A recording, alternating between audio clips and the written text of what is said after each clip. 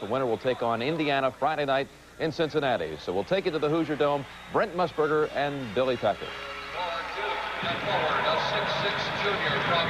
All right, Jim, thank you. Back at the Hoosier Dome, this is game 2 of the Midwest region here. It'll be the Xavier Musketeers, winner of the MCC tournament, against the Duke Blue Devils, one of only 2 survivors of the ACC.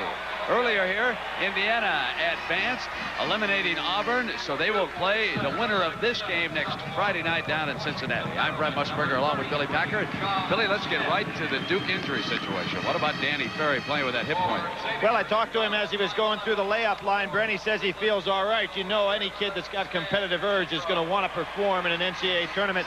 Danny comes from good bloodline, so I expected him to be out here. Kevin Strickland. He's had that real tough sore shoulder. He's going to also be able to perform, but this club is really banged up. Now, the news is not so good regarding guard Quinn Snyder. He's, you know, I watched him shoot around. He doesn't have any color in his face at all, and you can see right there, he hasn't even been able to practice, so he's had a real difficult time with that stomach problem. On the other side, Xavier. They are a guard-oriented team, none better than Byron Larkin, who sparked that upset of Missouri. One of the great athletes in the NCAA tournament. You know, it's interesting when you go around. This is a club that finished 3rd in their league, but Larkin is one of the really, truly gifted athletes that plays in collegiate basketball. It's great to see him get some recognition. Billy, we asked Larkin if he has stage fright going into center court against the ACC. I think we're not scared of anybody now. I think going into our tournament at the end of the year, I think we were scared a little bit, and I think we got intimidated a little bit too easy. And now I think everyone is, we respect everyone, but we're not fearing anyone. So Byron Larkin, one of the 5 starters for Coach Pete Gillen. Let's meet the Musketeers this afternoon. These are the 5 starters. Taylor at 6'3", Campbell at 6'6" up front, Hill the center 6'9", so they're not big up front.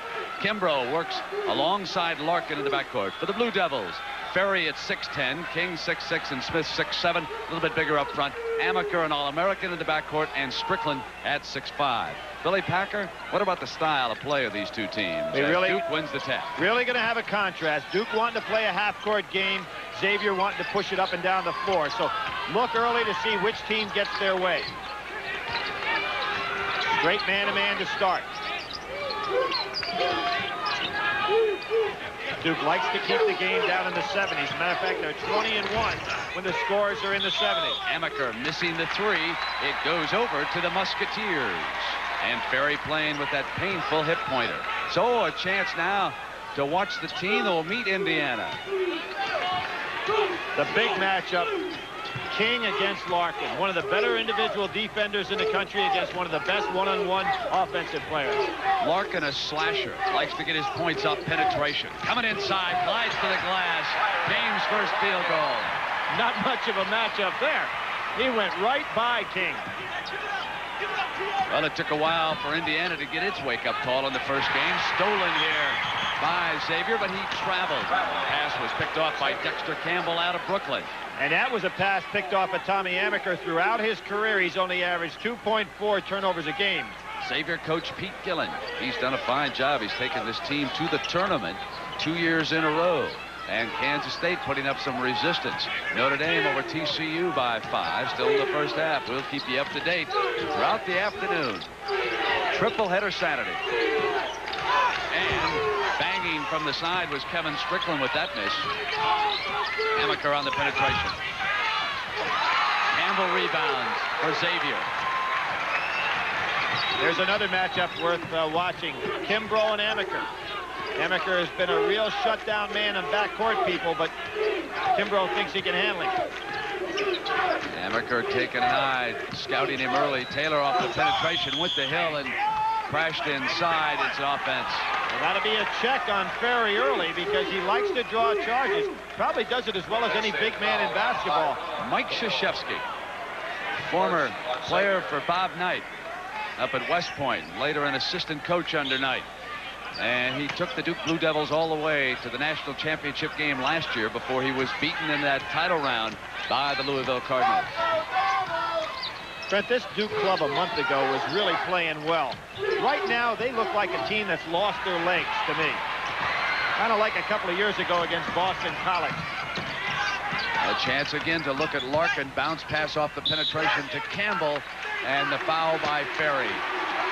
He'll shoot a pair. It's really interesting when it comes NCAA tournament time. I always look for legs. It's kind of interesting. You see a club that sometimes peaks and no coach can figure out how to do it. But some teams come into the tournament, looks like they're crisp and sharp and quick off their ground.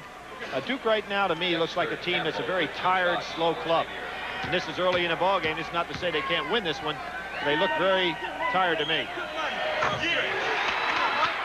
There's Quinn Snyder suffering from the flu. He threw up earlier this morning, we were told, back in the team's locker room. He was battling that bug the other day. Now, that's an extreme. I didn't mean that they look as bad as Quinn does right now. I mean, he looks bad for a guy that's in the infirmary. Forget about being out here. It's a 4-point lead by Xavier over Duke. Field goal and a pair of free throws. A little pressure against them. And they get it on up the floor into the hands of Strickland. Everything comes away. Outlet pass out of bounds. Not a good pass to Kimbrough. Not a good pass, but you can see right away that Xavier much quicker and wanting to get that tempo forced. Sometimes if you're going to force the tempo, you've got to throw the ball out of bounds. You wanted it to be a rat game. Kimbrough with his hands full against Amaker. King not looking to shoot very much. That time he did, and he was fouled. He was fouled by Campbell. Billy, let me go back to Danny Ferry's hip pointer. How did he suffer the injury? Well, we saw the banging around in the ball game the other day. Looks like he tried to draw one of those charges, then went hard down on the floor, got hit on the hip, and he was in and out of that ball game. You know, he never did get an opportunity to get in the flow. And he was held scoreless. Incredible statistics this year. Led the ACC in free throw shooting. Almost increased his free throw percentage by 20 percentage points. And here's a man that's really had problems throughout his career on the line. I'll tell you, Pete Gillen is in this game. He's up on one knee. You imagine what it would mean to Xavier to get home to Cincinnati to play Indiana on a Friday night? That's a career game if he could pull this one off. Well, he inherited a fine ball club that Bobby Stack put together, the man that's now down at Wake Forest. But Pete has served under both Raleigh Massimino and Digger Phelps, so he's had some great training. Here's the main man, Larkin. A great athletic family. The Cincinnati area, went to Moeller High School. Taylor penetrates, dishes off the pass to Kimbrough, who hit it. I like their ball movement. I got to tell you that. They've hit the open man down here. Just a great superiority and quickness. King, finger roll there, knocked out of bounds. It'll go to Xavier. I'll tell you, Duke is 0 of 4 from the floor. And you can see Mike Krzyzewski up off that bench. He's got a lot of guys that mentally may want to do it, but it just doesn't look like the body's there ready to go. Gillen keeps his big forwards up on top to screen, and as Kimbrough was coming in, he was muscling Amaker, and the 5-second call is made, so it will go over to the Blue Devils. Here we see Larkin doing a good job, as we saw in that first game. Steve Alford coming off those screens. Been moving well without the ball.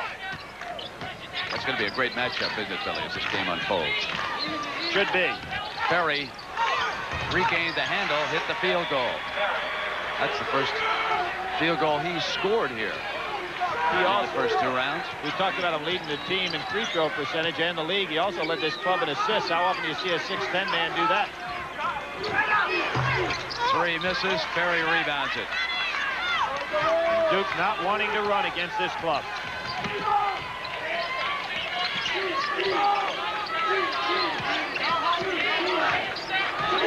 Good scouting by Gillen, not playing King at all, taking away the passing lane there.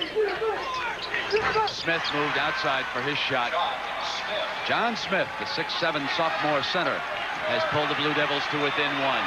It's an interesting story, Brent. Didn't play at all last year, only about 95 minutes on the whole year. This year has developed into a very solid starter. Kyle Taylor, 5, goes cross court. Kimbrough bangs a 3. Put the home run in. That's a 9-5 Xavier lead here, early going. One team walking, one team running. Ferry gets it back into the hands of Strickland. He needs to hit one three, and an elbow thrown underneath. It's going to go against the Devils. Strickland is, what, 0 for 3 or 0 for 4 and hasn't looked good on any of those jump shots so far. And Xavier with a 4-point lead here at the 15-20 mark for Pete Gillen. You know, Billy, watching down here as Xavier sets an offense.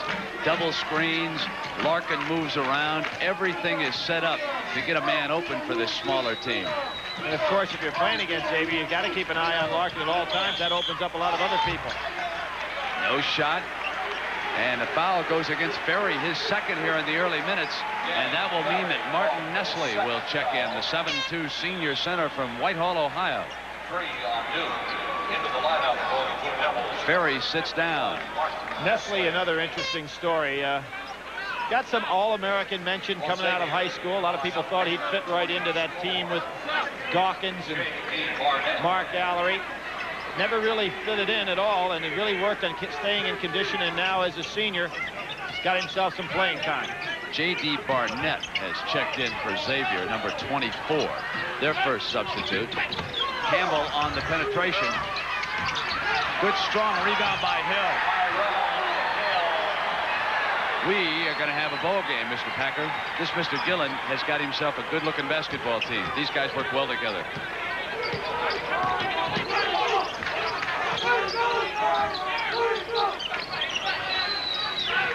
Good, solid man-to-man.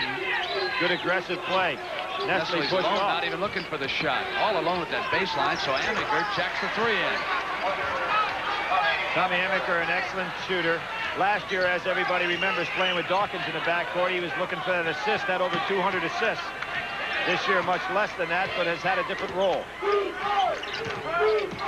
Kimbrough pulls up on the shot. Now remember, this smaller Xavier team out-rebounded Missouri. So don't be too shocked if they get to the glass here against Duke. And Kimbrough is a fellow that's changed his style, was primarily a scorer. Amaker, and now one says 3 and the other says 2. We got a disagreement with the officials. It's going to go down as 2. The man over here on the wing says he was stepping on the line. He overruled the official underneath who went for the home run. And he was right. Good pump fake. Barnett to Hill. Nestle fouled him. His first personal. Rebounding early, but we want to keep an eye on that stat. 6'2", Xavier. One of the things that's happening out here, Brennan, as you saw early in the game, when we went to Larkin talking about confidence and stage fright against a club with a bigger reputation, I don't think that Xavier is in awe at all of Duke University. As a matter of fact, with this early go, I think they're gaining a lot of confidence. They've also checked in a 6'9" freshman center, Bob Coster, on the floor for Xavier. So he gets 7 men into the game here early. Gillen, a former assistant coach of Raleigh Massimino at Villanova, also Digger Phelps with the Fighting Irish. Coster and Hill gives them pretty good size on the inside, takes away some of the quickness factor that they had. They're really playing with 3 guards out there as Xavier. This is Tyrone Hill from the Cincinnati area. He has Xavier up. We're going to take a television timeout. We're at the 13:35 mark. Xavier leading by 4. Came into this game favored by 5 points. They trail it by 4, and we asked Xavier coach Pete Gillen about being the underdog here. We've been the underdog all year, you know, in our conference, every place we've gone. So that's a constant for us, and you know, it can work 2 ways. Our kids can be intimidated by Duke, you know, the name, the prestige, or we can fight harder, and hopefully we'll fight harder. They thrive on being the underdog. Beat St. Louis in the MCC final to get on into the tournament. They also eliminated Loyola of Chicago. And now from off the bench came number 21, Robert Brickey, and he contributes a field goal for Duke. Player of the year last year in North Carolina high school ball. Now Duke changes their defense a little bit. I think Mike Krzyzewski sees that he is really in trouble from a quickness standpoint. They've gone back to a little bit of a matchup type defense, playing his zone. Here's Larkin. J.D. Barnett short, follows up, goes to the glass, and it's Duke coming out. Not very fast on that break. Isn't that amazing? They're just not wanting to get in a running ball game. They really want a half-court game here against Xavier, don't they? Here's Bricky, the freshman, ggets inside. High arching shot. 2 field goals off the bench. Ties the score at 14 for Duke. May give them the lift they need. Big Nestle in the middle on this zone. The foul outside against Amaker, and that's Tommy's first. You know, it's very seldom you see a guy with enough quickness to handle Amaker when he's on that defensive floor. Even a guy like Tyrone Bogues is a man that Tommy Amaker's been able to stay in front of, but Kimbrough showed good quickness there, good ball handling ability. Campbell and Hill back in the game together for Xavier. Here's that zone, Brent. Kind of a 1-2-2 matching up. Looking for Larkin to make some kind of move. Turnover. Lead Pass man it. Amaker. Why didn't Strickland give it to him? I can't imagine. And the man the was ball wide doesn't open. fall. Strickland has Amaker wide open in front of him, rolled on in and took the foul, but Tommy could have had an easy one, couldn't he? Yeah, this is an easy play to make. He's got it right here, right here. He just dishes the ball to Amaker, who has nobody in front of him. He could have gone over then and played a defensive move on Barnett, which tries to take it to the Billy? basket. I don't think he saw him. I think he looked hard to his left and didn't realize that Amaker had that kind of a lead on him. I don't think he ever knew he was there when he rolled on in for that shot, or he would have given it to him. This is an unselfish, well-coached team. Yeah, it's not a matter of unselfishness, but it's a matter of awareness. It was an easy play to make. Strickland had 20 in the opening game against Texas A&M, and if it had not been for injuries, he was off to an excellent start this year. Has had all kinds of problems. Had to sit last year, of course, because of those outstanding upperclassmen at Duke. Duke ahead for the first time as the result of those 2 free throws. 16-14, Duke over Xavier. We're at the 12-minute mark, first half. The winner next Friday night plays Indiana in Cincinnati. There's that matchup again. Strickland looking for somebody in his area. I look for Larkin to try to penetrate with a dribble.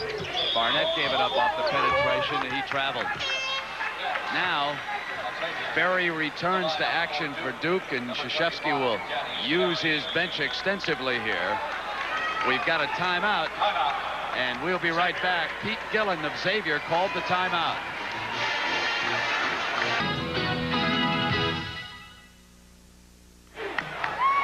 Duke's 8-1 run puts them ahead by 2 at the 11:47 mark here in the first half. That 8-1 run, it covers the span of the last 2 minutes.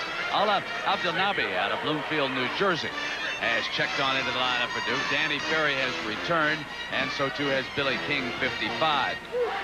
Xavier going back with its starting lineup right now, and as soon as Gillen saw all the mass substitutes and the different defense, he wanted to tinker with his offense a little bit over there during the timeout. I think a good coaching move by Mike Krzyzewski to go back into that zone, realizing his team really didn't have the quickness level to play against Xavier. Ferry coming out. He'll take the 3. Good shooter. He's short that time, though, but you got that long rebound off the 3. We talked about the wide rebounding on this court, Brent. We didn't see it that much in the first game because Steve Alford kept hitting those 3-pointers. But when you shoot outside here, expect that ball to come back about 12 to 15 feet. What do we got here, Billy? A little moment of truth for the Xavier youngsters? And we have a little change in defense again for Duke. Back to the man-to-man. Larkin loses it. He hasn't been able to get in the swing here. So here in Indianapolis in the Hoosier Dome, along with Billy Packer, I'm Brent Musburger. Xavier opened up an early lead, and since then the Blue Devils have come back.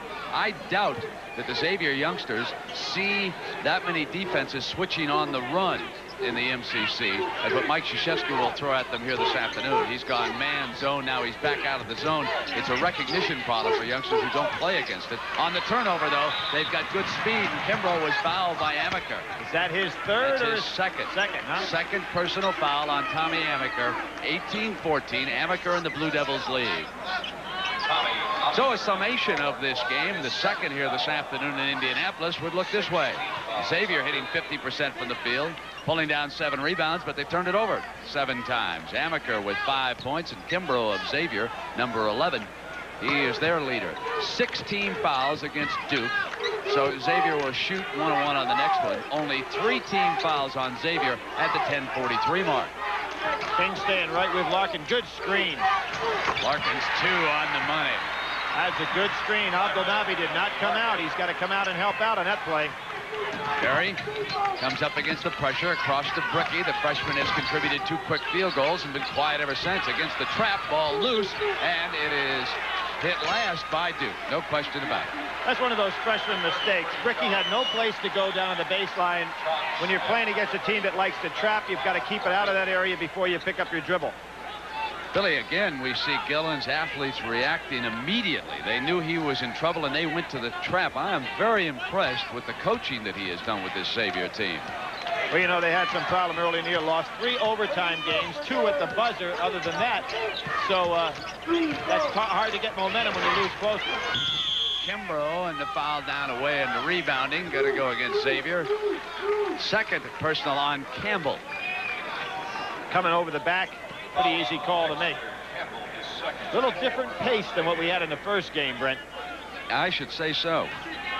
But what's interesting, sometimes you see teams play in the NCAA tournament, particularly in those early rounds, you say, hey, there's no way they could even be on the court with somebody else that looked impressive, and then the next week it all changes. Berry dumps it into Bricky. He's doubled, gets it back to King, and King is fouled. He travels. It looks like Duke is overpassing on the inside. King trying to get 1 extra dribble, going to the next man. He really had a little pull-up jump shot there at the foul line. And with the crowd being very silent, neither team is able to get any momentum going. Indiana fans think that they are scouting their next victim. Yeah, that's why they're here. Taylor. Of course, they like their basketball in this state. He's sweet. He can move inside like a slasher.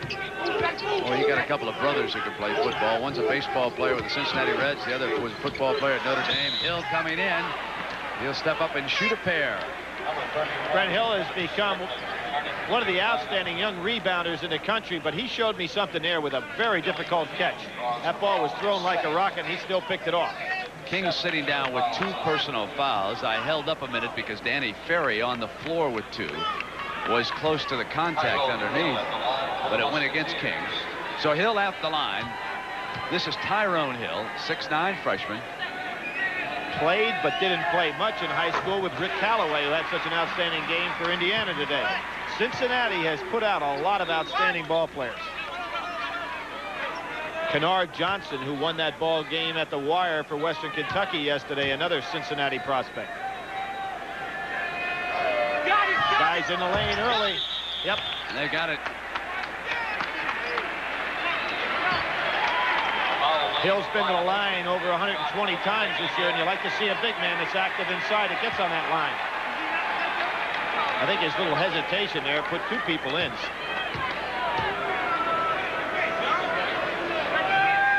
See that little extra pause puts people in the line.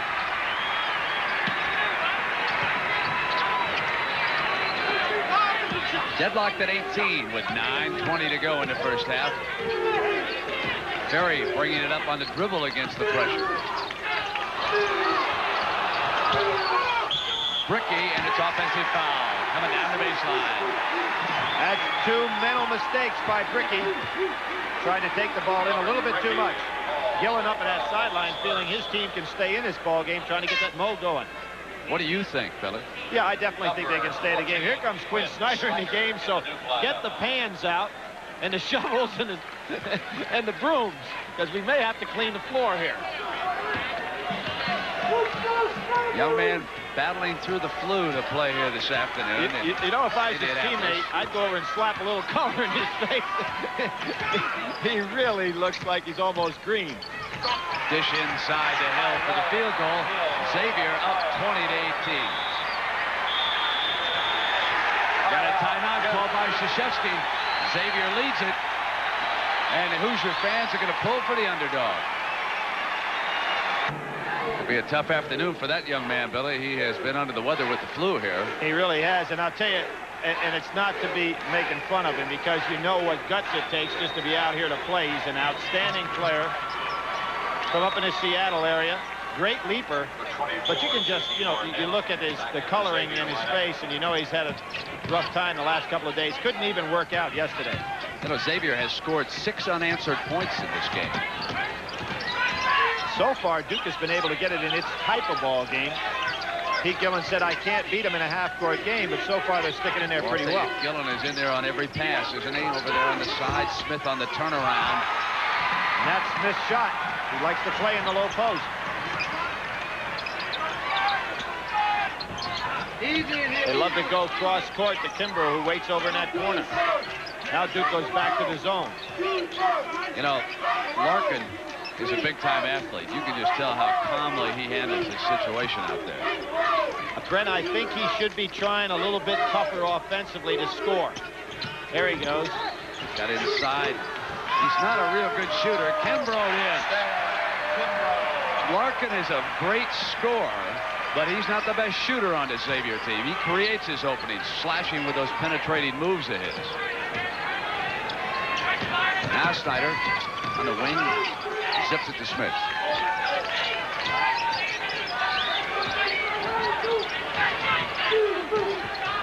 Very battle to get it back. Here's Amaker. Every Duke pass looked like an experience on that last play.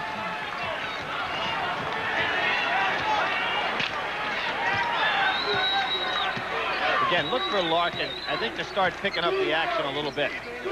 You know, you can't afford to let the game come to you to the point that you just are out of the game. Derek Chivas again from Missouri the other day in the second half. There he goes. There he goes. 25-20, a 5-point Xavier lead. Musketeers are impressing me. I don't know about you, Billy. I like their play a great deal, and I also think they've caught Duke in a situation where this team is really worn down. Perry with a field goal.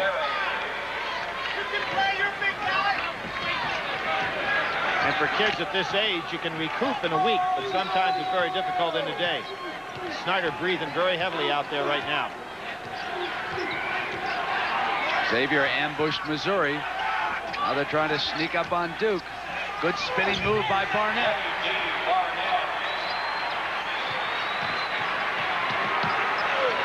Oh, what a win this would be for this school if they can get back down to Cincinnati for a regional meeting with Indiana. Long way to go in this one, however. And Brent, another consideration when you start talking about programs like Xavier, they're not from the big money deals. You're talking about moving up into the $400,000 range when you get in that second round. That's a very important. 27-24, and this has not been the ACC's tournament so far, has it? 4 teams from that splendid conference knocked out already. I didn't think it was a premier year for the ACC. They lost an awful lot of seniors last year. Here's Larkin on the move. Oh, and I'll tell you what. No basket. But he muscled his way on the inside, and referee Jim Howell picked it up. His first foul. But if you're Pete Gillen, that's what you want to see, though. You want to see him slashing in there, creating some things offensively.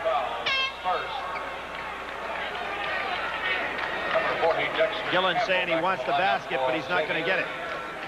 Number 55, Bill Campbell returning. And with Ferry out of the ball game, you see Amaker comes back and does most of the work bringing the ball up the court. Quinn Snyder tried it over there on the sideline. The young man had to be taken out. The stomach flu still bothering him. Meanwhile, out of the court. Duke can't score it. Xavier coming down, pushing foul underneath. Xavier in the dark blue uniforms leading Duke 27-24. Xavier took an early lead here in the Hoosier Dome.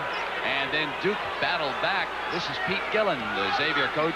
This team won the MCC, knocked out Loyola, and then beat St. Louis. Billy, what about an overview of Mike Krzyzewski's difficulties here for Duke? Well, I think Mike Krzyzewski, and I'm beating a dead horse a little bit here, Brent, but he has brought a very tired ball club that doesn't have any legs to me at all into this tournament. That happens to you sometimes in the NCAA. It happened to him a couple of years ago against Boston College. He's up against a team that has excellent quickness in Xavier, and so far that's been the difference in the ball game. Quickness beating size. 10 points for his star guard, Tommy Amaker. You saw his last field goal there, which deadlocked the game at 27. 5-minute mark. Hill inside. jams it down. Tyrone Hill, the 6'9 freshman, with 9 points. Campbell, however, has picked up his 3rd foul. Danny Ferry, who suffered that hip pointer, some of you may have read about that. He was able to start, picked up 2 quick personals, sat down. He has played a couple of times, does not seem to be slowed noticeably by the injury, although I'm sure it has affected him. Here's a little change in defense for Xavier that time, going to a 1-3-1 with a chaser. 3 by Strickland. Home run from the corner. And the Devils take a 30-29 lead on Xavier. Larkin is their star athlete. Byron Larkin, number 23. Duke really needed Strickland to hit a shot from the outside. Very silent so far. Kimbrough, the other guard, 11, gets it into Hill, off his hands, out of bounds. It'll go to the Blue Devils. So here late in the first half, the Devils have regained the lead against Xavier. That's a pretty good to go. Pretty good overplay by Smith that time on Hill, getting a hand out in front.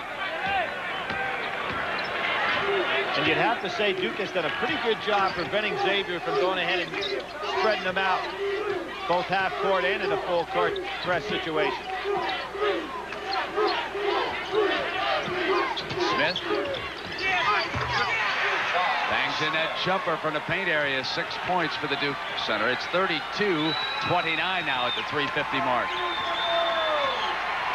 And Xavier wisely sets up in their double box down low, trying to get Larkin free. He bangs in, no offensive foul, no harm on it. Kimbrough with the 3. Strickland rebounds Duke. That's a good piece of officiating that time. And you can see how Mike Krzyzewski, even when the break is available, Brent, he's telling his club not to get in a running game. If you're Pete Gillen, you never wanted to play a half-court game, so this has to concern you a great deal. They're playing a 2-3 zone now. Knocked away from Strickland. Off Amaker, out of bounds. Mike Krzyzewski a little upset with that passing decision by Billy King.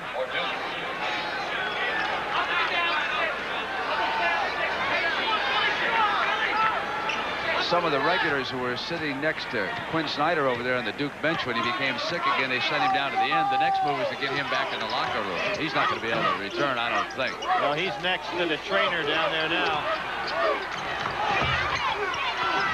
Very strong rebound. But again, you see, they get the rebound and they don't look to run at all. Painful sight for that young man.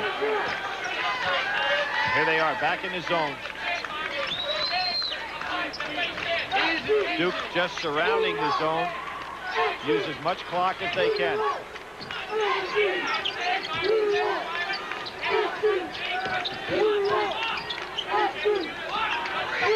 You can hear Pete Gillen over there, in effect, directing every defensive move on every pass that's made. He's really into the game. Coach, every moment of this game so far.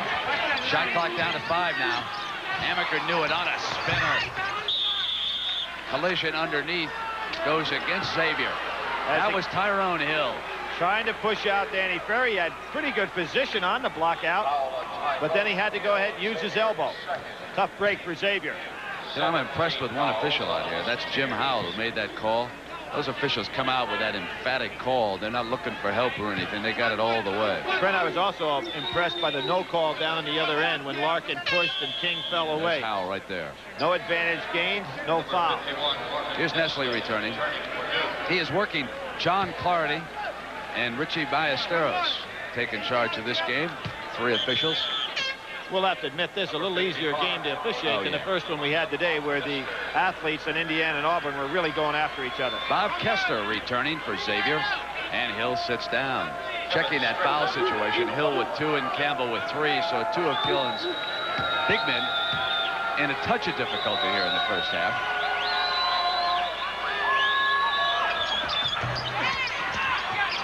Again, those live rims bouncing the ball back out. No excuse, though, for not blocking out the shooter on the foul line.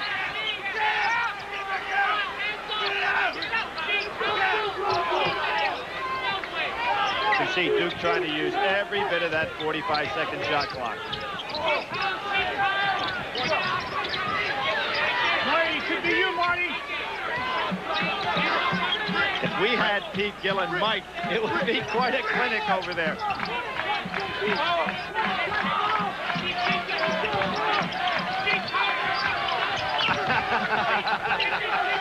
trying to call traveling defensive signals. Amaker inside of 5 seconds hit the 2 from the corner. Well, what's got to be very frustrating, Brent, and we talked to Pete yesterday, and he said, hey, I've got to have this into a 90-foot game, wild, ramble, scramble type basketball, and he is not getting it. And it's very difficult to force tempo against a team that just doesn't want to be forced. He also has only 1 field goal in the last 5 minutes here, Billy. That's why it's 34-29. Duke's biggest margin. Inside of the minute mark now. Looks like the zone gives Xavier a lot more trouble than the man-to-man. So Krzyzewski dictating style, got the block. And reaching back in was the Xavier player, J.D. Barnett, his second personal foul. Excellent job by Strickland coming over to help off, making an excellent block inside. At halftime of our Duke-Xavier game, we'll take you back to New York. Jim Nance and James Brown, they'll have the scores and highlights and some live updates of the other games going on. Notre Dame and TCU should be in the second half of that contest in the East Regional. It is difficult for Xavier to dictate the tempo of this game, and that has been the telling story here. Well, Brent, when you break this game down, good tap back by Nestle. I don't know why he didn't pick it up. Oh, what a block. And Amaker just calmly knocked the ball out of bounds. Here's a case where he could have picked the ball up, could have Strickland. When a man taps back like that, it's not backcourt. Because Nestle did not have control. Irish going to win that one, Mr. Packer? I have no idea, but TCU with a club that's played very, very well all year up against a team that's been the giant killer of college basketball, not only this year, but throughout the past 15. Taylor's 3. Boy, that's a way to end that drop. 34-32. But one of the reasons that Xavier has not been able to get the tempo they want is because when Ferry's in the game, he has negated the press, and they really haven't been able to force Amaker to push the tempo up a little bit. So that's really difficult. Hey, Gillen is my favorite coach to watch. You know who he is? He's Hubie Brown of the college ranks. Amaker fouled by Kimbrough. He'll shoot a pair. He was in the act of shooting. Pete's right up on the sideline. On each and every pass, he's making a defensive adjustment.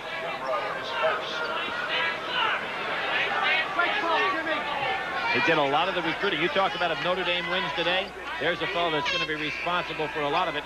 He's really the man that recruited David Rivers. And obviously Digger was there for the close, but you got to have that assistant out there hawking it. Yeah, Digger brought the carnation. That's right. He brought Mom the flowers. That's right. Come to South Bend and I'll get you a degree. Exactly. He was there for the signing. In the meantime, Pete was on all the messy playgrounds, all the sweaty afternoons in the summer. Those dark, dank gymnasiums watching the kids. Well, it didn't take an awful lot of inspection to know that David Rivers could help you, though, on the college level. Sure got to like and admire Tommy Amaker and the job he's done. Now, they put the point on the wrong... They put the score under Xavier, not under Duke. The scoreboard is incorrect. Let's see if they make this adjustment. There they go. Get it straightened out. Krzyzewski saying hard enough to win a ball game when you're putting the score up the wrong way. I don't know, that Xavier grad running the scoreboard. He didn't do that deliberately. Kimbrough going to try to take it all the way, and he's so quick. Kimbrough has it knocked away out of bounds. Duke's defense has played very well here the last few minutes. They blocked some shots. You know, their stats are about as crazy you can be. The leading assist man on Duke's team is Danny Ferry, the center. The second leading shot blocker is Strickland. Now they want to make sure that they defend this man immediately with 1 second. Kimbrough tried to go right back up. Ball is knocked out of bounds at the buzzer. So it's a 4-point Blue Devil lead, and Pete Gillen goes out to talk to one of the referees. Then he bounces into another one. He's 2 for 3 into the first half with a score. Duke 36, Xavier 32. Gillen looking for the third one. Jim Nance and James Brown are standing by in New York right after this message and a word from your local stations.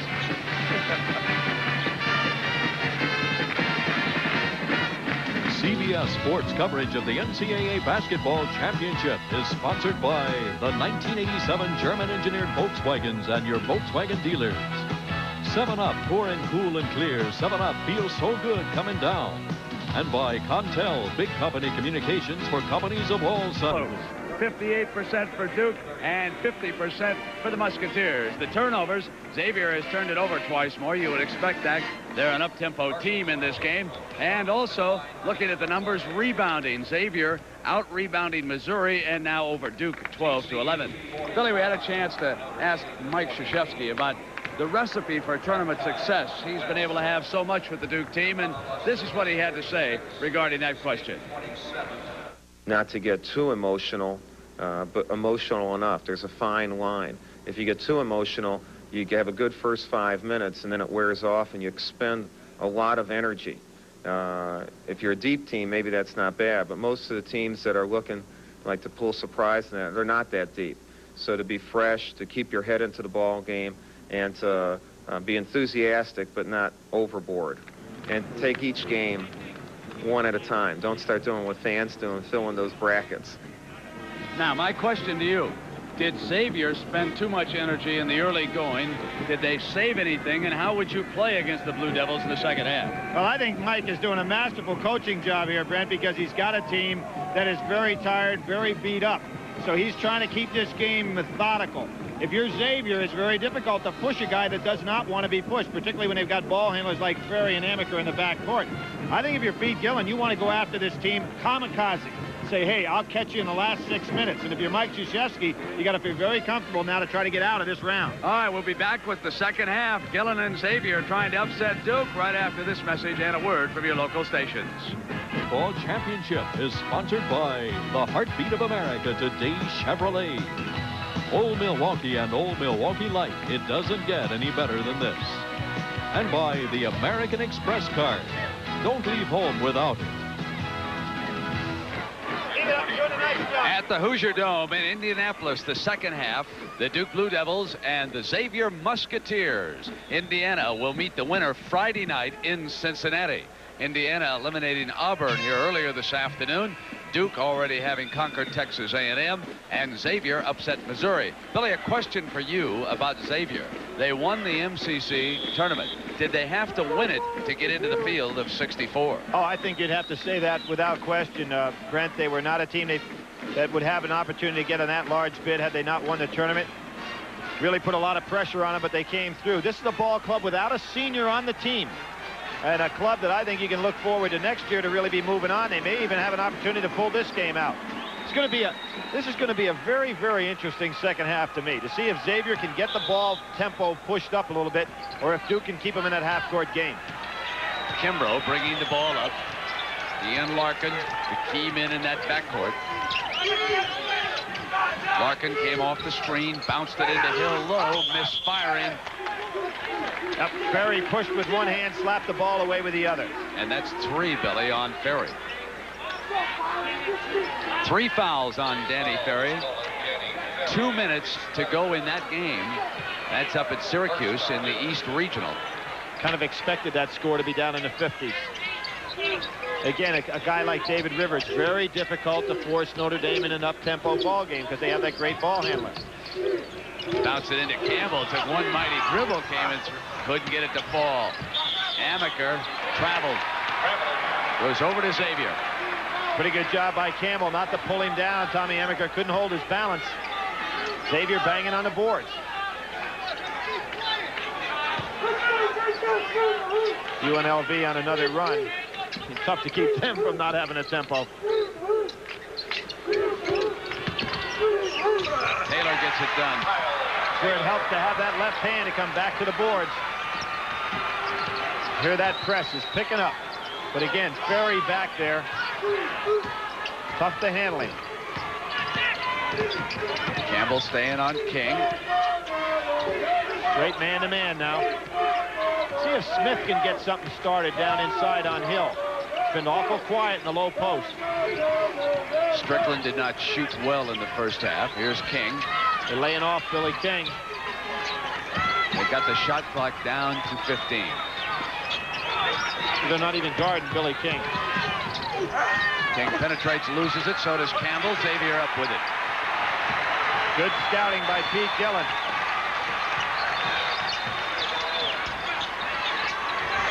Taylor bangs in a home run. 5 quick points by Kyle Kyle Taylor. Xavier up by 1 point.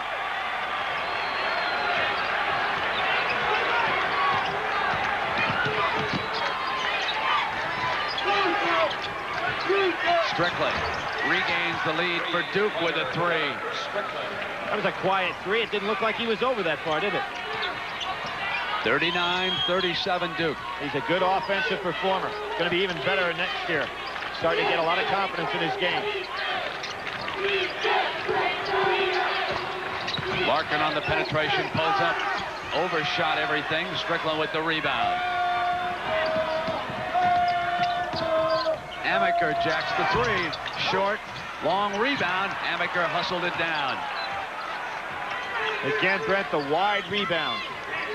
Ferry's pass knocked away by Larkin out of bounds. Pretty good look by Danny Ferry, one of the best passing big men in the game. Quinn Snyder has not returned to the bench for the second half. Brent, he made a good, valiant effort. But it's awful tough to play when you're that sick. King moving through. Goes against Smith. You know, if you're playing on a rim like this, Brent, it would be really difficult for a coach to say, let's change our block-out style and look for that wide rebound. But you almost would be tempted, if you had to play here on your home court, to change the way you try to rebound. Larkin coming off the set. That Bill with a screen went the other way away from it. Nice play.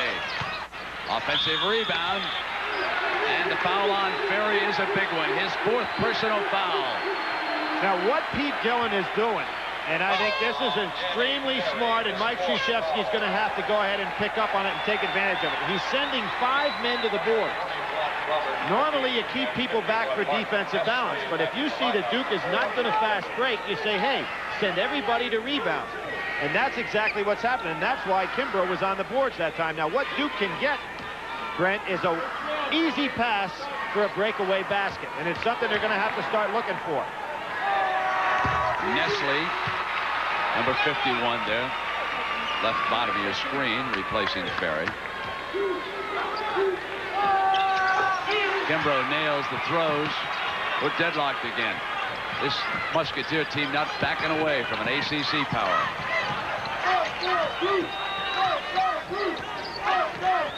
Hurts Duke a great deal to have Ferry out of there when it comes to handling the ball. Brickley contributed. Spinning move by the freshman. That's his 3rd field goal. Robert Brickley out of Fayetteville, North Carolina.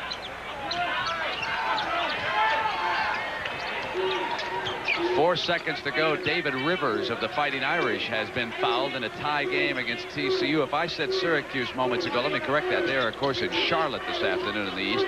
So Notre Dame with a chance to go ahead late if Rivers can hit the throws. That is Larkin. It's a 2. 41 all is the score. 16-30. Larkin with 9 points. The 5th tie here this afternoon.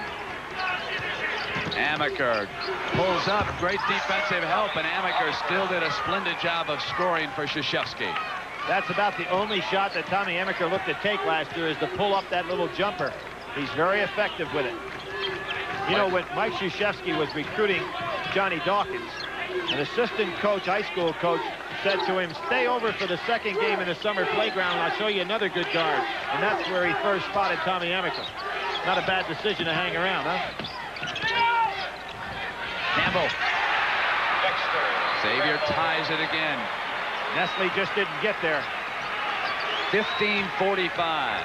Regulation.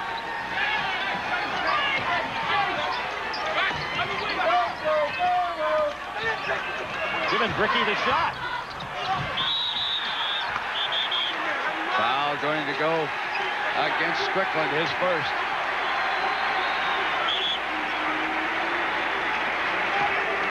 Strickland showing good athletic ability, but came over the top. Doesn't show much emotion, does he? Oh, but that fella does. Right after this, you'll be seeing the North Carolina-Michigan game from Charlotte. Duke stays in their matchup zone. So for a big scorer, Larkin doesn't really force much, does he? He sure doesn't. He plays very much under control. Campbell on a jump hook. Oh, nice shot. It's the first time he's shown that. And Gillen right away barks out the defensive call. Xavier leads on that jump hook at the 15-minute mark. Ricky didn't realize he was wide open. And, of course, there'll be a commercial timeout at the next break here in the action. Duke misses the field goal attempt, but gets a second chance when Strickland runs it down. And was that another 12 to 15-foot rebound? Loose underneath. Still loose. Duke has it, and there's a jump ball. Possession going back in Duke's direction. Mike Krzyzewski ripped off his coat on that one.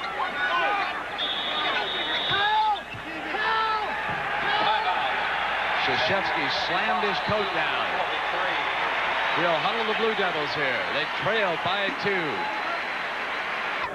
Duke trailing by 2, but Notre Dame has prevailed.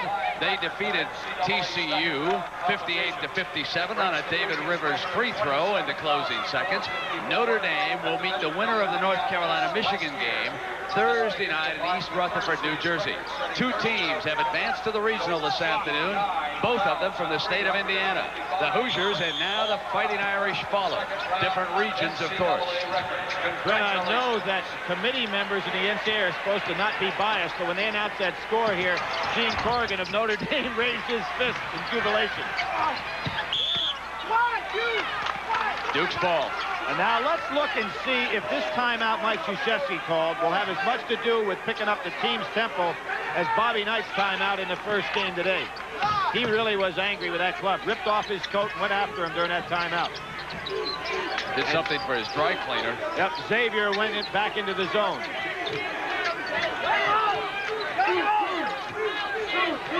This team has beaten Missouri. Now they're trying to upset Duke. Strickland's 3 won't be there. Loose underneath. Duke saves it again. Good hustle, and there's a foul. Larkin slammed into King. There are now on the board. That would be the first team foul against Xavier. We're at the 13:59 mark.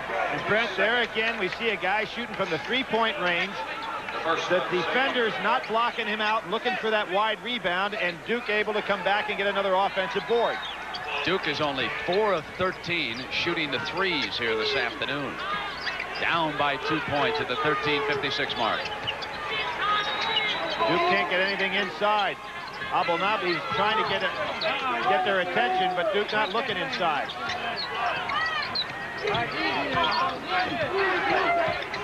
Bringing that shot clock down.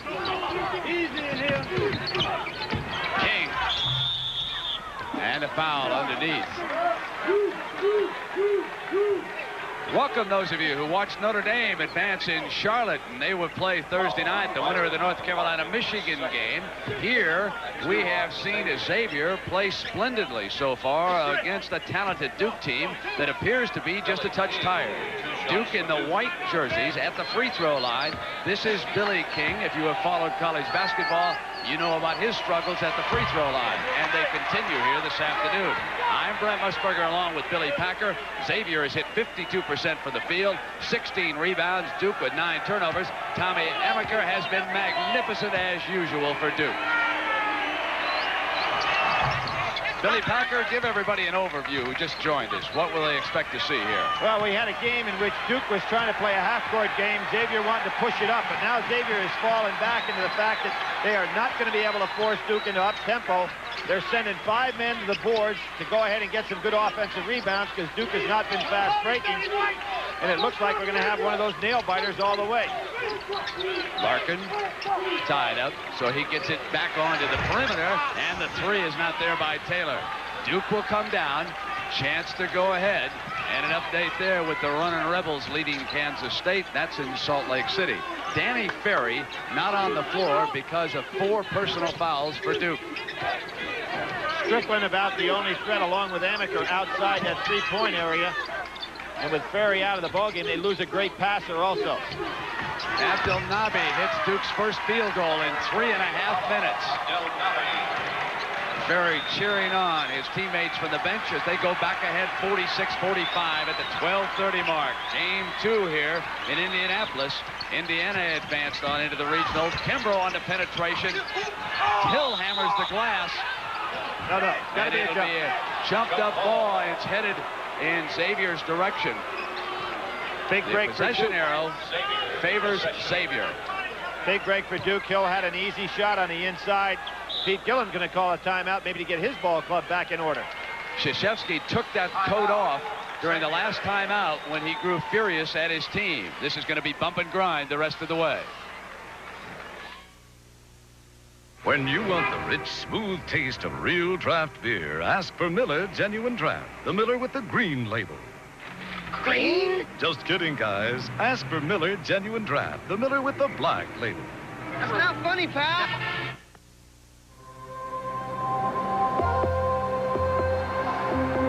The winds of change are blowing at today's Chevrolet.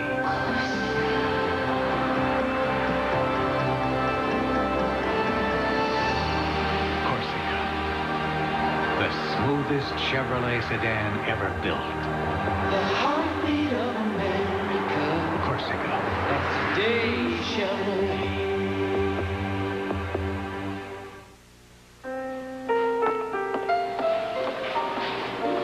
I'd like to deposit a check, please. Jeffrey Houdray has never heard of Unisys. All the way from France. It's from my grandfather. Have a seat. But Unisys systems process half of the checks in the U.S. each day. 30 of the world's 50 largest banks rely on Unisys for everything from international bank transfer to quick customer service. Jeffrey just knows that a new 10-speed bike is almost his. Unisys and banking, the power of two. When you want the rich, smooth, fresh taste of real draft beer in a bottle, ask for Miller Genuine Draft, the Miller with the black label. It's beer at its best.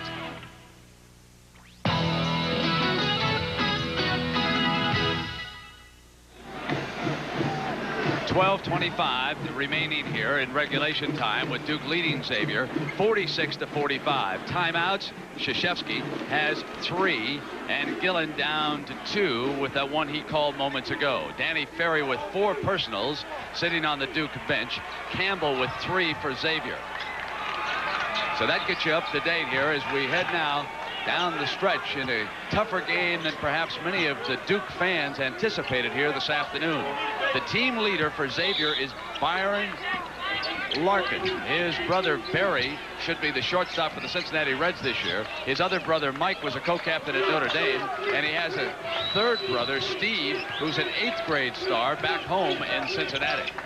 He's number 23. He's handling the ball right now. Shoots the 3, put it in on cue. Attaboy. 12 points for him. And Brent, for the feminist, he has a sister that's in med school. So that family has been well represented in every area.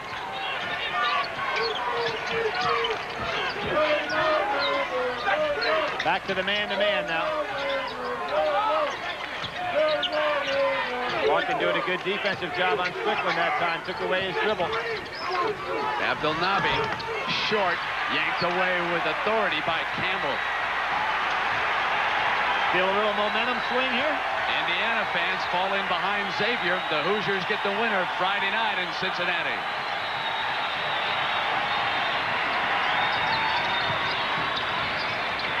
Abdelnaby sealed up Larkin from going baseline. Kimbrough, good outside man. The tray's not there. Campbell runs it down. Another wide rebound. Good job by Campbell. Xavier just out hustling Duke at this point in the ballgame. And Gillen has coached his socks off over there on the side. Every moment of this game, he has barked offensive and defensive instructions. Larkin on the penetrating move. He puts it down, and here come the Musketeers. 50-46. You notice him screaming out those sideline instructions on the defense. Danny Ferry going to have to come back into the game. 4 fouls in all. Ferry Coach K needs the big fella. Yep, he brought Ferry back in the sideline. They ship inside and put down with authority by Robert Brickley. He's a good-looking freshman. He's got great quickness on the inside. Goes to the basket extremely well. Really has an offensive nose for the ball. Inside, King with the foul over there. That's his third personal. You get the feeling Larkin is ready to start taking over the action a little bit offensively. He's played very much under control in this game. Ferry returning. King will sit down with 3 personals. Team fouls. Duke with 5 at the 10:24 mark, and Xavier with only 2 team fouls. They'll inbounds from a stack. Now, Larkin's the #9 scorer in the nation this year, and he's #2 behind Hershey Hawkins of all underclassmen. He's going to the hoop the rest of his life. Yep. This is his game, folks. Find a little daylight, and he'll come for it. He is a big-time college guard.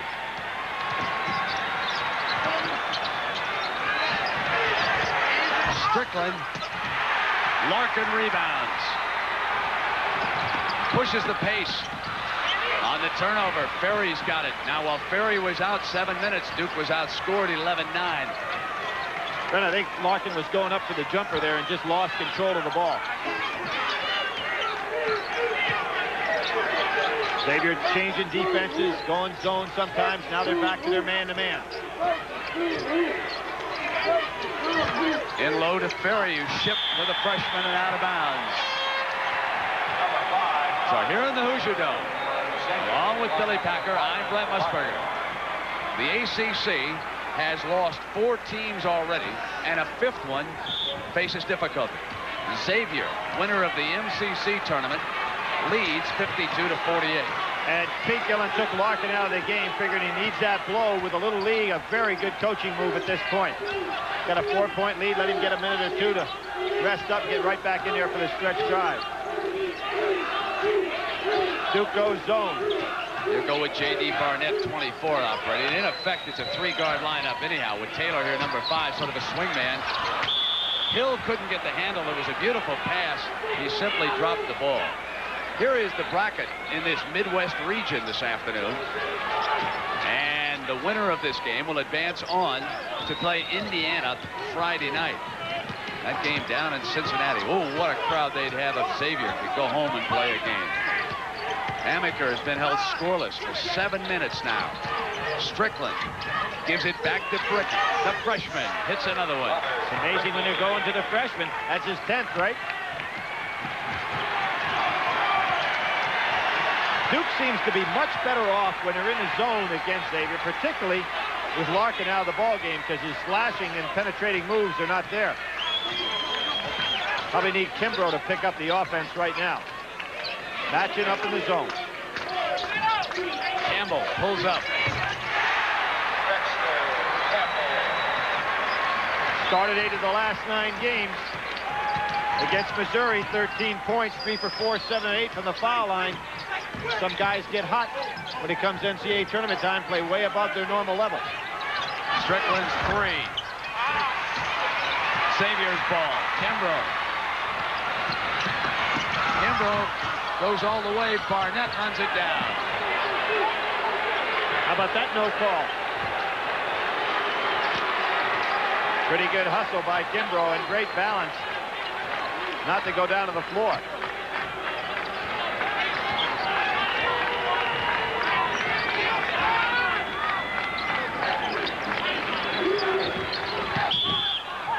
Offense. There's the got the call. Well, about 12 seconds later. Quinn Snyder, the Duke guard, tried to play briefly and again had another attack of that stomach flu, has been back in the locker room, has now come out to the bench. You can see him shivering.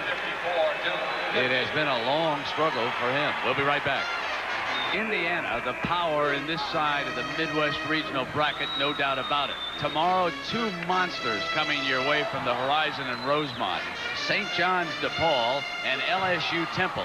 That'll be the other side of the Midwest region headed for Cincinnati, Ohio. Indiana will play the winner of this game on Friday night. And the Hoosier Dome with 34,076 on hand here this afternoon. Most of them Indiana fans wearing the red. For the 3 sessions, they've had 89,248 in attendance here. And which does not beat the all-time record in this gym, Brett. They had 67,000 here to watch the Olympic team play against a group of all-stars, which included Larry Bird. Talk about an ovation. I think that was the biggest one I've ever seen. Bird returned after the Celtics won the World Championship. Ricky on the floor, loose. And we're going to have a foul call this time. Big break for Duke. It's Hill, and that's the third personal. A minute left, and UNLV will advance on to the West Regional in Seattle.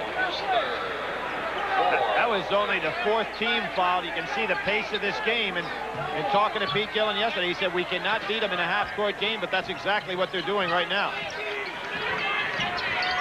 Xavier has out-rebounded Duke again, 10-7. Duke went 5 minutes without a rebound here, and Amaker ends his drop. That's a two-point shot, and a two-point Xavier lead at the 6:47 mark. Tommy Amaker's been relatively quiet in the first half. I mean, in the second half, he really carried Duke in the first. Larkin back in the ball game, took that little blow. Gives to Kimbrough with a nice pass underneath.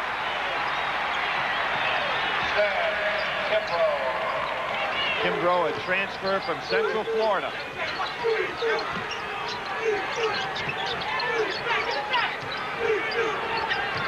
John Smith has not been able to touch the ball in the low post today.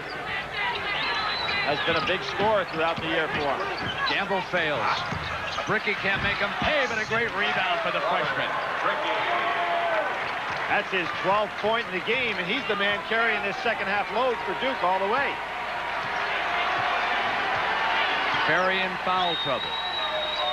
With Abdelnaby, Bricky, and Phil Henderson, Duke had quite a recruiting class. Larkin, great block from the side, knocked out of bounds by King, who's a superb defensive player. Next, you will see North Carolina against Michigan. Michigan has been on a roll. They eliminated David Robinson of the Naval Academy. They beat the Dickens out of Purdue in the last Big Ten game and sent Purdue packing to the Syracuse Regional. The winner of that game, that's the Michigan-North Carolina game, will play Notre Dame Thursday night in the Meadowlands. You know, that last play, I don't think Larkin realized King was there, Brent. He was going up for a nice, easy shot. Larkin doesn't force a thing. Away from the ball. King was trying to hold Larkin up. He had battled through a screen that time. We see Larkin moving without the ball. We really had a clinic here today with two guys that know how to move without the ball. That was kind of a touch foul. I don't know if he really had a grasp of him. The two being Alford of Indiana, who lit up the scoreboard in the first game, and now it is Larkin of Xavier. You know, with the exception of the delay game, Larkin and Alford very seldom ever even dribble the ball, much less have it in their possession, thinking about big scores. Larkin was a defensive halfback, All-American in high school. Campbell to the glass on the pass from Larkin after he drew the defense to him. They keep that 4-point spread. You got to have the guards to get to the big top, and Xavier's got a game, and so does Duke. Amaker responds. It's a 2-point lead by Xavier. We're inside of 5 minutes. Both teams playing just a half-court game. We haven't seen a fast break all day in this ball game. He lost it that time, and Amaker trying to make him pay, gets it into the hands of King, who can't quite get the handle back to Amaker. And it'll go against Xavier. That is Hill's 4th foul. That could really hurt because he's the big man in the middle. Even though he hasn't had a big offensive day, he's been taking up a lot of room in there. Xavier still with a couple of fouls to give here in the second half. Duke with 16 fouls, 4:36, so not shooting the 1-and-1 yet. Joe Brent with Danny Ferry on the bench with 4 fouls. You wonder also if that hip corner could be bothering him a little bit. It's hard with that type of injury to come back off the bench if you're sitting around for a while. Xavier goes to the zone.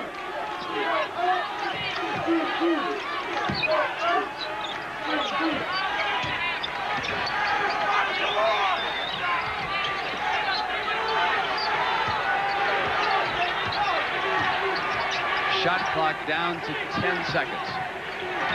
Good screen. Amaker on the pull-up. Bricky lost the handle. Kimbrough for Xavier. Kimbrough's quick with that ball. Runs it down. Stolen. King. King jams for the tie at the 3:43 mark. First fast break of the day, and it really came off a steal, not a rebounding fast break. Krzyzewski changes the defense. 7th tie. Timeout called by Xavier. We've got a stoppage at the 3:32 mark. And now Pete Gillen brings him over. And welcome those of you who watched this West Regional game. 80-61, the Runnin' Rebels advance. We have had 3 teams advance this afternoon, and we got a nail-biter here. Xavier, the winner of the MCC tournament, playing ACC-powered Duke, and it is deadlocked 58. We have been tied 9 times here this afternoon. Timeouts remaining, Krzyzewski with 2 and Gillen with 1. So the 3 teams to advance, UNLV, Notre Dame, and Indiana. Indiana will play the winner of this game. The possession arrow in favor of Duke in case of a tied up situation here with the basketball. And Billy Packer, give everybody along the Pacific Network an overview of what we've seen here. Well, we've seen a game that's really battled down to a half-court contest. Not what Xavier wanted at all, but they've held their ground fairly well. Mike Krzyzewski, I think, has done a masterful job realizing his ball club does not really have good legs. They've been beat up physically. They've got a couple of kids on the club that certainly are not at 100%.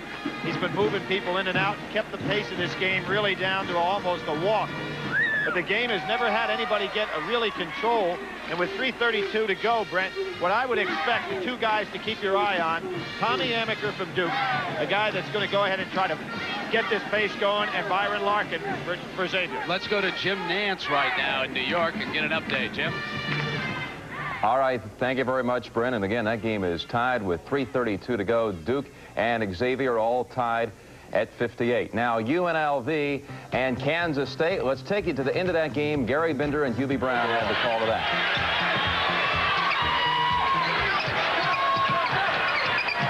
Kansas State still trying to hound him.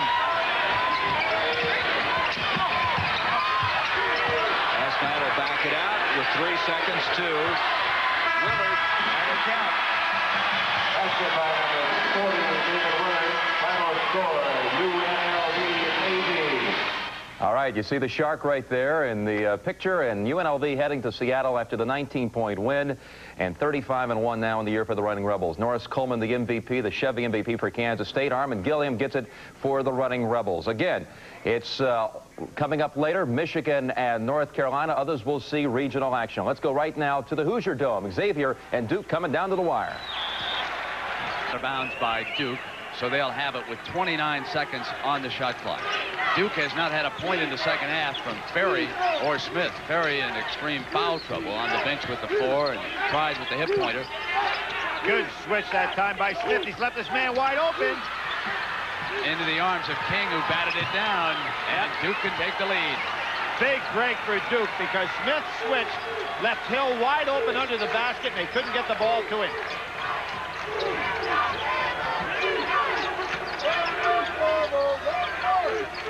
Duke keeping Bricky in the game, have it returned with Danny Ferry. The freshman responding with a good offensive performance here this afternoon. 12 points for Coach K. There he is, 21. This is Strickland. Duke wanting to go inside here. Strickland has struggled with his shooting this afternoon. Hill yanks down the rebound. Strickland is 2 of 12, and the foul goes against Duke. Amaker to the floor. This is a very, very good call here, Brent. You must give the man, prior to coming down, an opportunity to come down. Tommy Amaker is going to try to get under the receiver of this pass before he comes down. See it? Excellent call by the official right on top of it. A game summary of Duke and Xavier would look like this. Xavier has hit 50 and above. They've even increased it here in the second half. They have hit the boards hard like they did against Missouri. 15 times they've turned it over. They're an up-tempo team. Amaker with 20, and Larkin at the free throw line now has 17 points. Remember, he canned 16 free throws against Missouri in that earlier upset by this team. Right. You know, they talked about Pete Gillen possibly going to Fordham or some other job. He's going to get rumored for a lot of jobs with the performance this team is turning in. He's about to become a big-time name. Ferry returns with those 4 personal fouls. Gillen has not been back on the bench all game. He's been up on one knee. He has been in on every play of this game. Now you have Billy King going out of the ball game, which means that Duke has good free throw shooters out there. King, the man you'd normally foul in this situation. You had to go ahead and pick somebody out. Larkin picking up Amaker the rest of the way. They switch Larkin over on him now. They put the great athlete on Amaker, and they'll try to shut him down outside if they can. Taylor pushing off. Ferry, Xavier's ball. It wound up in Larkin's hands. Kimbrough was open, but he elected to slow it down. Inside of 2. Xavier leading Duke by 2. Xavier favored, I should say an underdog by as many as 5. Duke was the favorite. Trying to get it into the hands of Campbell, and it was touched last there, and it'll go back over on the turnover. Give Tommy Amaker a great credit. Super defense that time on Kimbrough. King returning. Smith will take a break for Krzyzewski. 1:48 left in regulation. Duke down by 2, 60-58. Well, here's a case where Mike Krzyzewski knows that Xavier's not going to foul King because they want to just play solid defense here. I like the fact that Larkin has picked up Amaker. That shows me something. Known for his scoring, he's got a big defensive responsibility here. Sloughed off King again. He'll try to set a screen. Here is Ferry. Ferry pulled off that bench. Missed a couple of shots. King and Campbell colliding. Let's see who that fouls on Campbell on a push. That's 4 on Campbell. Well, that one could have gone either way. Not yet in the penalty. Xavier had 1 to give, and they just gave it. 7 fouls against Duke. Their next one, they'll be shooting a 1-on-1 at the Xavier end. A timeout at the 1:21 mark. We'll be back. 16 fouls on Xavier. Side of a minute and a half. Xavier leading Duke 60-58. Each team with 1 timeout remaining, and the possession arrow favors Duke. Any kind of a held ball situation. The next one, it'll be Duke's possession. Earlier today, 3 teams qualified for the regionals. Indiana over Auburn. They will play the winner of this game. Notre Dame in Charlotte over TCU by a point. They'll play the winner of North Carolina and Michigan. UNLV goes to Seattle. They will play the winner of the upcoming Wyoming-UCLA game. Man-to-man on the out-of-bounds situation. And it's Larkin still on Amaker. They want Ferry off the fake. He puts it down to tie it at 60 at the 1:14 mark. 8 for Danny Ferry. Remember, Danny Ferry wanted to foul on that play. Remember him making the big play against Kansas last year in the semifinals to seal that win for Duke. Larkin and King really going at it. Kimbrough to the baseline. Oh, a charge! Ricky drew the charge. You have to wonder, Brent, why Kimbrough would go and commit so early. There was a lot of time on the clock. In this situation, you want Larkin to have a chance to touch it a time or 2. Now that's the last foul. Gillen up there telling that referee, hold it till I get the right man in. Takes Taylor out, Barnett in.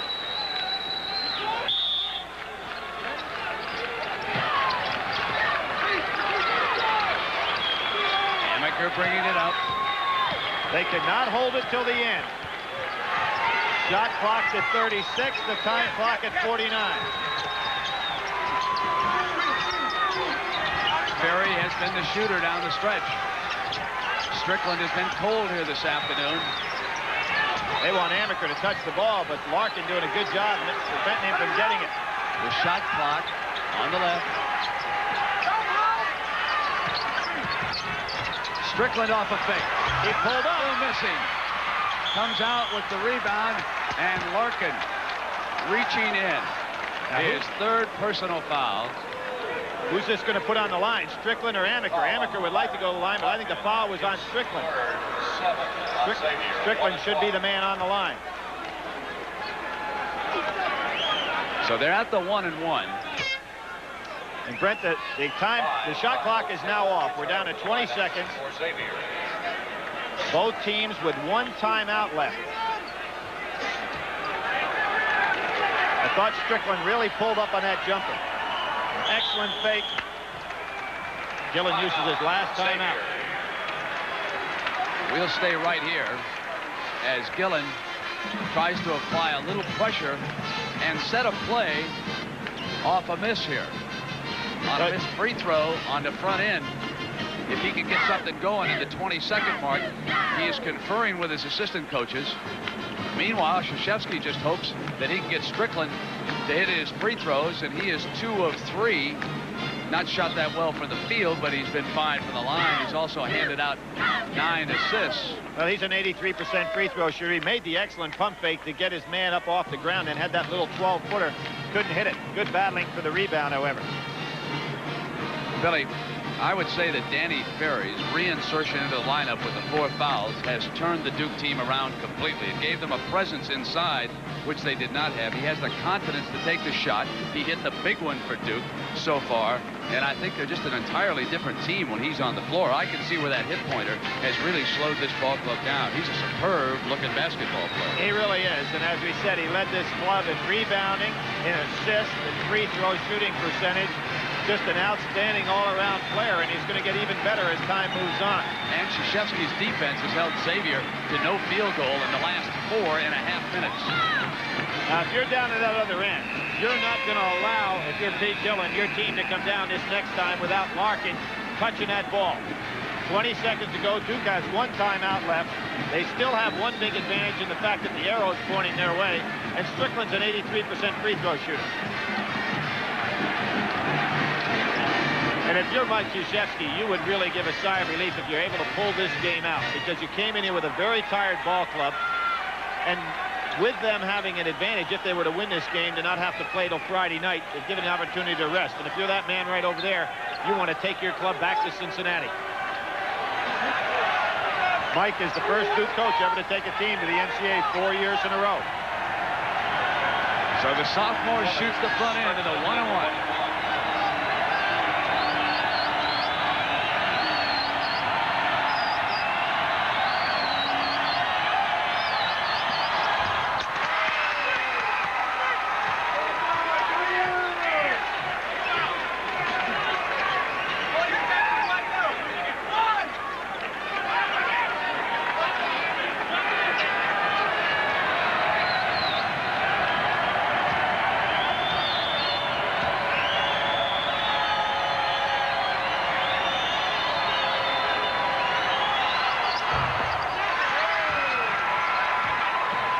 Xavier needs a field goal to tie it. They have 20 seconds out of timeouts.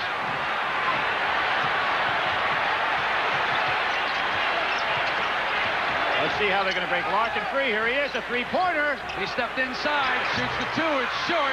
Duke rebounds. They fouled the right guy. They fouled Billy King. He should have gotten rid of the ball if he had a chance. Let's say right now that Xavier had their shot. They could not have asked for a better man at the right spot than Larkin. Off the fake, he stepped up inside. He had daylight all the way and just didn't hit it. Brent, a very smart thing by the Duke defender.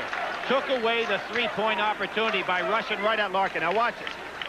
Strickland runs right at him. It forces Larkin to step inside, so the best he could do was tie the game. Now here's where King should have just fired that ball out of there and not gotten fouled. I'm going to take the last shot, Kim. You got it. Number 24, and Kimbrough leaves after committing the 5th foul. King steps up to the line. He is 2 of 5 today and struggled throughout his career.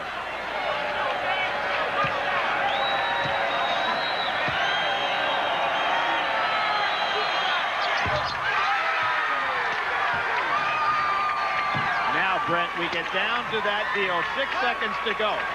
Are you going to foul to prevent the three-point shot?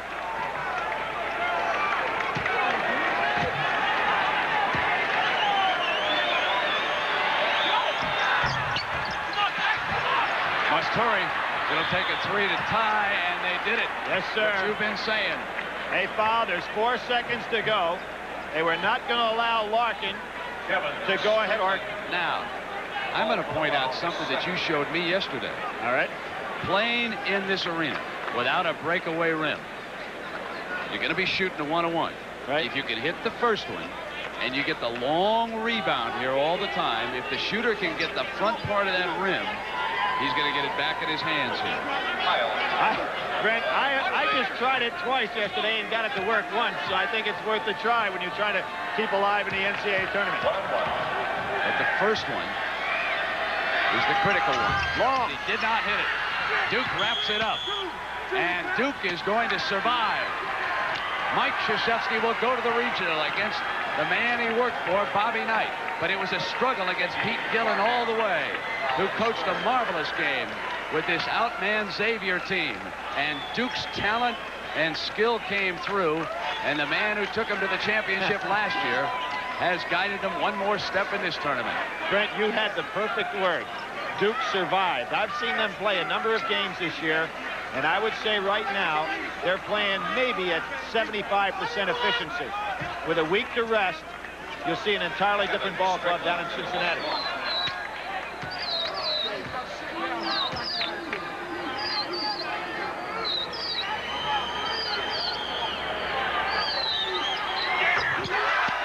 Boy, Strickland takes a lot of time on that line, doesn't he? Shows the basketball-loving fans on the campus of Duke University. If you want a ticket inside, sometimes you have to stay out overnight outside. And that was the case last evening as they waited for an opportunity.